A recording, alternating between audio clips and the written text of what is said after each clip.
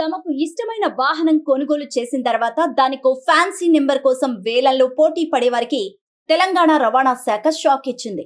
Fancy నెంబర్ల ప్రాథమిక ధరలను భారీగా పెంచుతూ నిర్ణయం తీసుకుంది.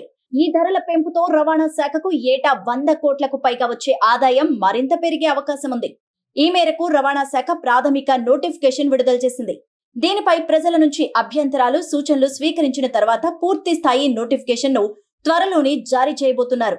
వాహనదారులు ఫ్యాన్సీ నెంబర్ గా భావించే 9999 నెంబర్ కు ఇప్పటి వరకు ఉన్న ప్రాథమిక ధర 50,000 కాగా దాన్ని ఏకంగా 1,50,000కు పెంచేశారు. వేలల్లో దీనిపై ఎవరు ఎక్కువ పాడితే వారికి ఆ నెంబర్ ను కేటాయిస్తారు. అదేవిధంగా 6666 నెంబర్ ప్రాథమిక ధరను 30,000 నుంచి ₹1,00,000 పెంచారు.